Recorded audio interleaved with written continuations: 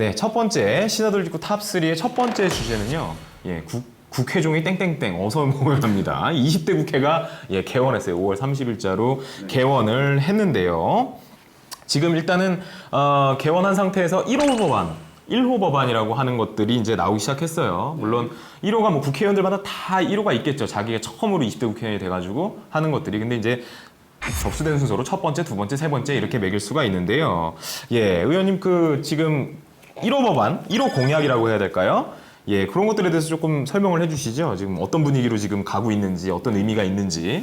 제일 먼저 법안을 발의하신 분이 더불어민주당 초선 의원이에요. 박정 의원입니다. 박정 의원이요? 예, 제일 먼저 법안을 제출을 하셨어요. 이름이 좀 깁니다. 제가 보고 좀 읽겠습니다. 네.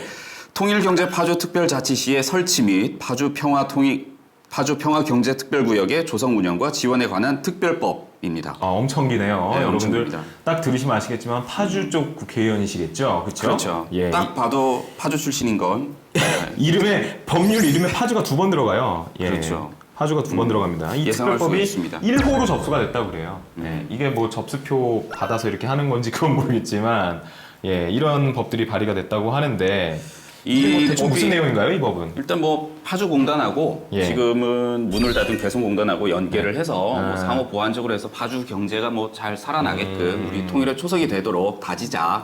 그쵸. 파주, 문산 이쪽이 북한하고 사실 거리가 멀지 않잖아요. 그쪽이 어디죠? 저기 통일전망대 말고 저쪽 파주 문산 지나가면 판문점 있죠? 네. 예, 그쪽하고 가깝다 보니까 뭐 통일을 대비하는 어떤 그런 지역적인 색채를 가지고 거기를 좀 경제 활성화하는 구역으로 만들자라는 취지인 것 같아요. 물론 뭐 계속 법안들이 전부 다 일자리와 경제에 이제 치중이 되어 있는 것 같아요. 거의 그쪽으로 몰려 있죠. 하도 먹고 살기가 너무 힘드니까 지금 이제 그런 것 같고요. 그리고 또 2호 다른 법안, 법안, 2호 법안은 또 뭐가 있을까요? 2호 법안은 새누리당에서 이제 발의를 했네요. 네. 배덕광 의원이고요. 지역구는 해운대입니다. 네.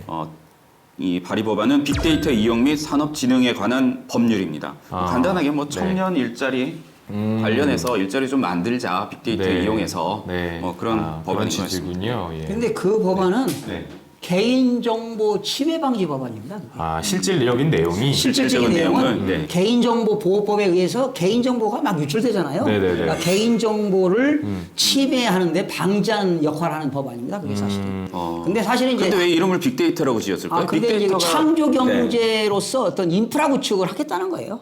이제 그 법안을 가지고 그런 건데. 인프라를 만들면 그에 따른 일자리도 자연스럽게 창출이 되지 않겠냐라는 그렇죠. 이제 그런 의미예요. 굉장히 넓은 의미인 것 같아요. 네, 이게 뭐냐면은 내가 애를 낳으면 그 애가 공부를 잘해서 나라를 먹여 살릴 거다라는 약간 그런 느낌인 것 같아요. 너무 디테일하지 않잖아요. 이게 빅데이터를 만드는데 인프라를 만들어서 바램은 좋은데 와닿지가 않는 게 아닌가. 그래서 이게 창조 경제를 완성하고 청년 일자리를 많이 만들자는 취지에서 만든 법안이라고 하는데 두고 볼 일이 아닌가 말로는 싶습니다. 신성장 동력이다, 동력을 발굴한다 이런 얘기인데 과연 이게 참 의미 있는 법안인지는 참 저는 사실 모르겠습니다. 그래요. 빅데이터라는 말이요. 최근에 나온 것 같지만 최근에 나온 건 이미 너무 오래전에 이미 상용화돼 있어요. 이미 빅데이터로 떼돈을 벌고 있는 회사들이 미국이나 이런 데 많은데 이제 와서 우리나라는 빅데이터 가지고 뭘 해보겠다라고 하는데 뒷북도 한참 뒷북인 게 아닌가 싶은 생각이 들어요. 이게 빅데이터 애들도 다 아는데 빅데이터 시대가 도래해갖고 뭘 한다는 거는 그런 분에서. 자, 세 번째 법안도 이제 제가 좀 정리해서 좀 말씀드릴게요. 말씀해주시죠. 세 번째로 올라온 법안이 이찬열 더불어민주당 의원이고요. 네. 칼퇴근법이에요. 칼퇴근법. 이름 멋지죠? 칼퇴근법이요. 여러분들 칼퇴근법이랍니다. 칼퇴근법.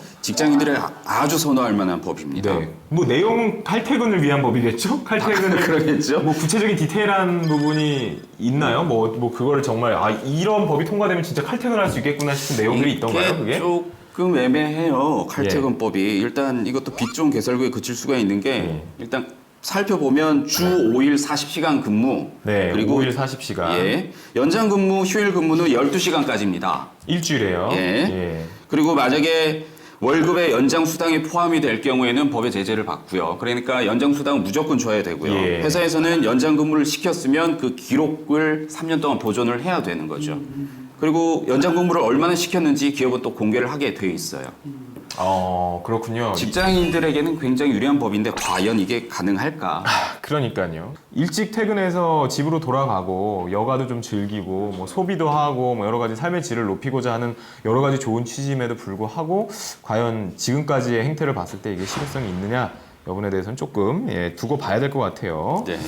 야당에서는 아무래도 좀 민생에 초점을 좀 둔 것 같아요. 네. 이제 뭐 국민들이 야당으로 이번에는 많이 손을 들어줬기 때문에 네. 야당 측에서도 신경을 쓰는 입장인 것 같아요. 이제 법안을 3대 법안으로 요약을 했는데요. 예. 첫 번째가 살균제, 가습기 살균제 예. 문제였고요. 예. 두 번째가 이제 보육 문제, 네. 그리고 세 번째가 세월호 문제거든요. 이게 3대 해결 법안이에요. 이제 그래서 구체적으로 살펴보면 생활화학물질 피해 구제법이고요. 그리고 세월호 특별법, 그리고 네. 지방교육재정교부금법 이렇게 3대 법안으로 정리를 할 수 있을 것 같아요. 민생을 위해서 또 한다는 그런 법들이 있군요. 지금 네네. 이건 뭐 빨리빨리 통과가 되고 개정이 되고 해서 빨리 문제가 해결돼야 되는 그런 상황인 것 같아요. 지금 의원님께서 말씀하셨는데 예. 제가 이제 당별로 정리를 한번 해봤어요. 예. 가만히 보니까 새누리당은 사실은 이번 청년들한테 표가 적게 받았죠. 그래요? 그렇죠. 그러다 보니까 새누리당은 뭐 전통적으로. 청년들의 의식에서 그런지 몰라도 청년 발전 기본법을 다 냈더라고요 이번에. 청년 발전 기본법. 네, 그게 현재 없어요. 이제 새롭게 낸 거야. 근데 사실은 19대 때 발의를 했는데 네. 그게 폐기됐어요. 아. 그리고 이번에 이제 더민주에서는 네. 방금 우리 성 의원님이 말씀하신 옥시법. 네네. 네, 옥시법. 그리고 국민의당에서는 공정성장법. 네네네. 그리고 이제 낙하산 방지법. 국회의원들 하다가 그만두고 3년 이내는 공공기관에 들어갈 수 없다. 뭐 이런 것들. 국민의당에서. 네, 국민의당에서. 예, 제3당. 그러니까 칼라가 좀 분명하죠. 이번 그러네요. 발의한 그런 네. 법안들이 네. 참 재밌어요. 좀 기대가 됩니다. 지금 그렇죠. 뭐 색깔들이 완전히 다르게 지금 나가고 있는 부분이 있고요. 옛날에는 그게 다 비슷비슷했잖아요. 네. 뭐 경제민주화라는 타이틀 내에서 또 뭐 다 똑같은 거 얘기를 했었는데 지금 좀 다른 게 아닌가 그런 생각이 좀 들고요. 뭐 19대에서 국회법 통과됐잖아요. 예. 기존 국회법도 모르는데 새로운 국회법 통과됐으니까 국회의원들 초선 국회의원들 공부 많이 해야 된다고. 지금. 그렇죠. 그렇지 않을까요? 전 좀 궁금한 게 있어요. 이게 우리 그 법이 이렇게 많잖아요. 이렇게 많은데 자기가 낸 법이 이미 다른 사람들에 의해서 이미 올라와 있다던가, 이미 올라와 있다던가. 왜냐면은 여기도 19대도 10,000개인가가 다 폐기됐으면은 그 중에 내가 낸 법안이 다른 당 누군가가 낸 거랑 같은 비슷한 비슷한 내용일 것들이 수도 있다. 있는 것이고요. 그죠? 그렇죠. 심지어는 통과가 돼서 이미 개정이나 뭐 제정이 아니라 이미 현행법으로 자리매김을 하고 있는데 그런 법이 있는지조차도 사람들이 사실 모르잖아요. 국회의원들이 다 모를 거잖아요. 근데 있는 법을 또 만들겠다고 그렇게 입법 발의를 하는 그런 아이러니가 발생하지는 않을까. 예전에 왜 그런 거 있었죠. 무슨 뭐 그 테러 방지법 얘기 나올 때 그런 뭐 무슨 국가 위급 상황이 됐을 때 그거 위원장이 누구냐고 국무총리한테 물어보니까 그건 잘 모르겠습니다 그랬는데 그게 국무총리였다면서요. 국무총리였죠. 그러니까 본인도 본인의 포지션에서 법이 뭐가 있는지 어떤 몰라요. 포지션을 주어졌는지를 본인도 몰라요. 행정부의 수장 바로 밑이죠. 대통령 바로 밑인 국무총리도 모르는 판국에 300명이나 되는 국회의원이 중복발이라든지 이런 것 좀 없애고 이미 있는 법에 대해서 또 다시 자기가 있는지도 몰라갖고 내고 이러는 그런 어처구니 없는 건 좀 안 했으면 좋겠다라는 생각이 좀 들거든요. 그러니까 19대 법안에서 폐기된 것 중에 토시 하나 안 틀리고 그대로 낸 의원이 이때잖아요. 지금 똑같이.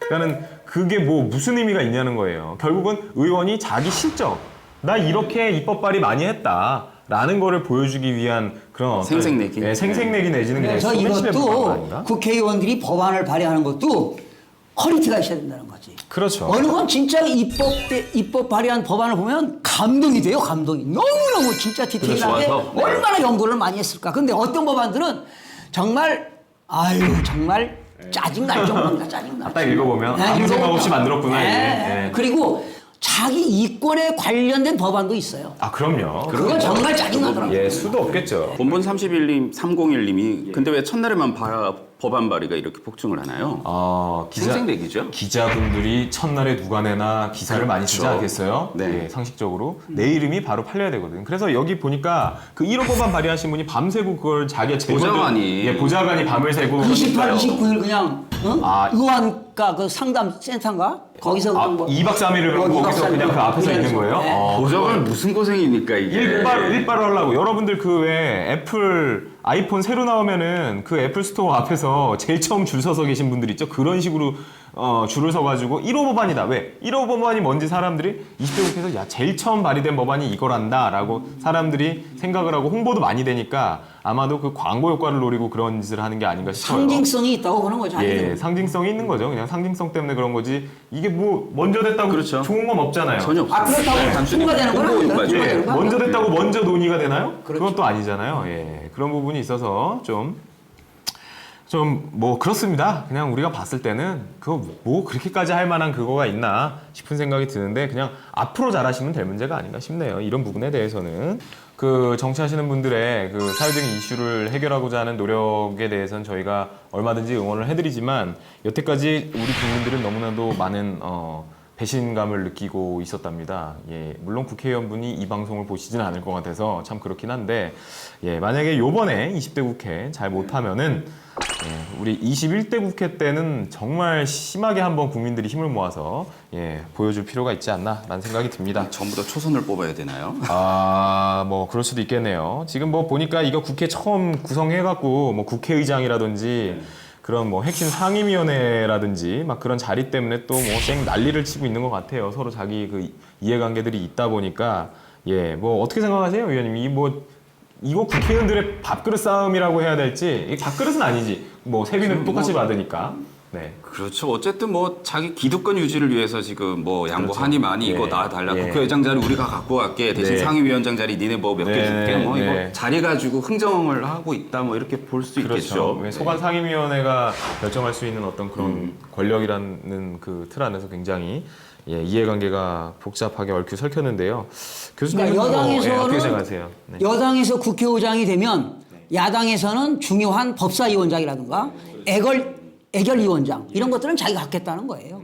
그러나 이제 개원이 됐으니까 아마 6월 초에 선거하지 않겠어요? 예, 네. 보궐선거 그때 한번 또 다시 그래가지고 국회법에 의해서 6월 30일까지는 이제 앞으로 그 1년 동안 국회가 나가야 될 그런 기본 정책 같은 걸 수립하니까 아마 6월 말까지는 의장, 부의장이 다 선출될 겁니다. 네네네. 여러분들 지금 20대 국회가요 어제로 개원이 됐습니다. 그래서 국민들에게 지키고자 하는 그런 약속들, 공약들 꼭 최대한 지켜주시길 바랍니다. 최대한 다 못 지킨다는 거 국민들 다 알아요. 예, 그러니까 열심히 하시는 모습들 보여주셔서 신뢰를 다시 회복하셨으면 예, 하는 바람이 있습니다. 네.